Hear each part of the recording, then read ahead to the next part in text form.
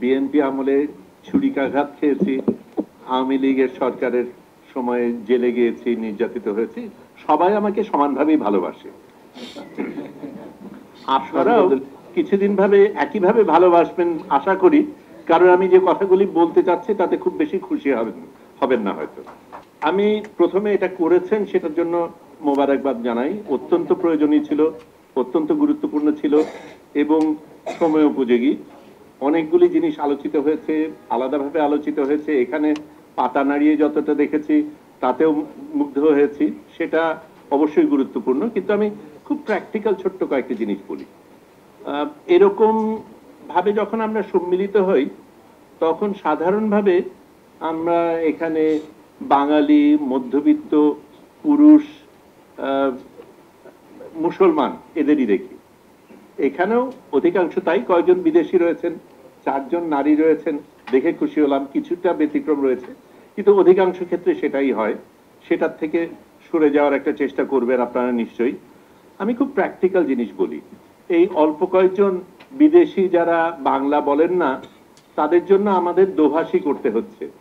অল্প সময়, খুব বেশি বলার জায়গা নেই, অনেক কিছু বলার আছে, সেটা সংক্ষিপ্ত করতে হচ্ছে। খুব সহজভাবে ওখানে স্ক্রিনে একটা গুগল ট্রান্সলেটের স্ক্রিন রেখে দিলে তাদের জন্য যা দরকার হয়ে যাবে।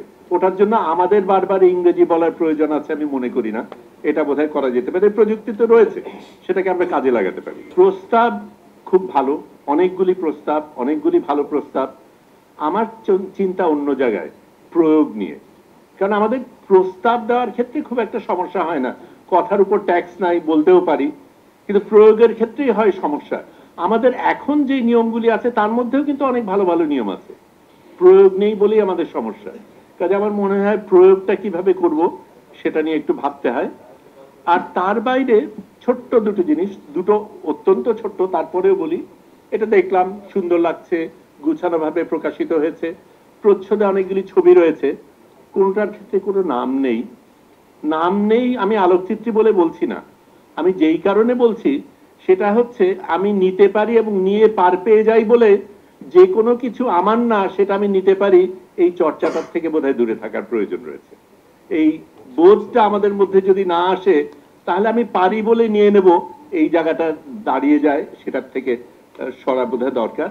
তারপরে যেটা, সেটা আরো ছোট্ট। একদম ভূমিকার সময় যেই জিনিসটা বলা হলো, ববি হাজার সম্মানিত ব্যক্তি, আমাদের বন্ধু মানুষ, তাকে সূর্য সন্তান হিসেবে আখ্যায়িত করা হয়েছে। আমরা এত বছর ধরে এত সূর্য সন্তান দেখেছি, আর একজন সূর্য সন্তান সামনে দেখতে চাই না। দয়া করে এটা থেকে একটু বিরত থাকবেন। ধন্যবাদ।